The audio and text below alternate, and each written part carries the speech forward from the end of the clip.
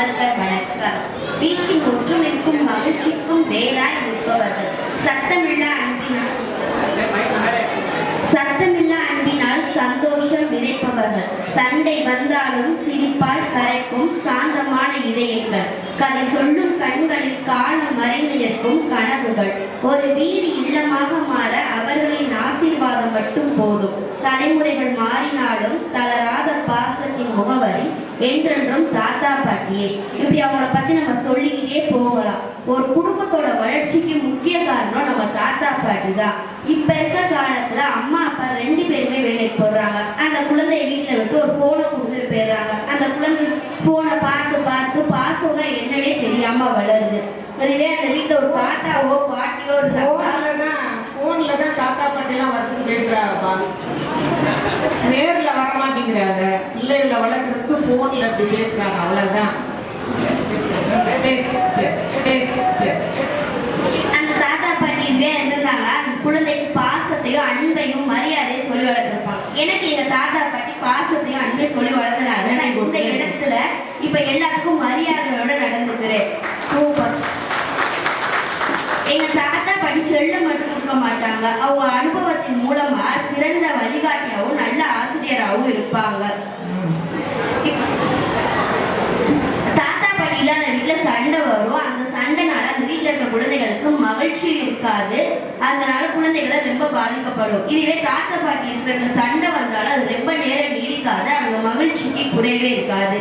எங்க தாத்தா பாட்டி இந்த காலத்துல பொங்கல்னா எப்படி இருக்கும்? எங்க பாட்டி காலைல எழுந்திரிச்சு விறகு அடுப்புல மண்பானையில பொங்க வச்சாங்க. இப்ப எங்க அம்மா குக்கர்ல பொங்க வைக்கிறாங்க. குக்கர்ல பொங்க வைக்கலாமாப்பா? ஏமா அப்படி பண்றீங்க? எங்க பாட்டி இருந்த எங்க அப்பதான் இருந்த காலத்துலனா வாரத்துக்கு ஒரு நாளாச்சு கூழ் குடிப்போம். இப்ப எங்க அம்மா கிண்டி தர சொன்னா எனக்கு கிண்ட தெரியாதுன்னு சொல்றாங்க. கூழ் கிண்டுறது மேல ரேட் ஏறி போச்சுமா. இப்ப கேழ்வரகெல்லாம் யாரும் நடுறது இல்லை. ரேட் வந்து ரொம்ப கூட. சரி, குக்கர்ல பொங்க வச்சா என்ன அர்த்தம்?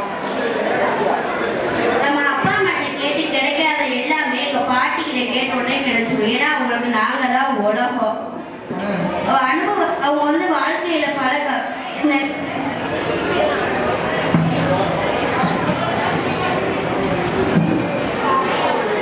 பொங்கலுக்கு தேவையான ஜாமான்லாம் அடுப்புல போட்டு வேகலைன்னு சொன்னா கடைசியில அடுப்பே பத்த வைக்கலையா? அந்த மாதிரி குக்கர்ல பொங்க வச்சா என்ன அர்த்தம்? இப்ப நம்ம இங்க எல்லாரும் ஒன்னா கூடி இருக்கோம்னா அது நம்ம தாத்தா பாட்டி தான் காரணம். வாழ்க்கையில அவங்க பல ஏற்றத்தாழ்வுகளை கண்டனால அவங்க சொல்ற ஒவ்வொரு அறிவுரைகளையும் நம்ம வாழ்க்கையில நல்ல முடிவுகளை எடுக்கிறதுக்கு உதவுது. அனுபவம் சொல்லும் பாடம், அன்பு காட்டும் உறவு, வீச்சின் ஒற்றுமை காப்பவர் எங்கள் தாத்தா பாட்டி.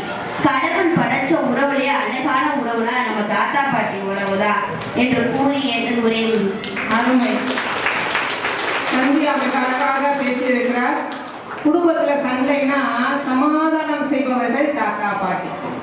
அவர்களுடைய அறிவுரையின் பேரில் தான் இந்த குடும்பம் ஒற்றுமையாக நிலவுகிறது அப்படிங்கிற ஒரு நல்ல பாயிண்ட் சொல்லியிருக்கிறாங்க. தாத்தா பாட்டி அறிவுரையும் அன்பும் என்னை இங்க வந்து மரியாதையாக நின்று பேசுவதற்கு என்னுடைய அப்பா அம்மா காரணம் இல்லை, என்னுடைய தாத்தா பாட்டி தான் காரணம். அவருடைய அன்பும் மரியாதையும் தான் காரணம் என்பதை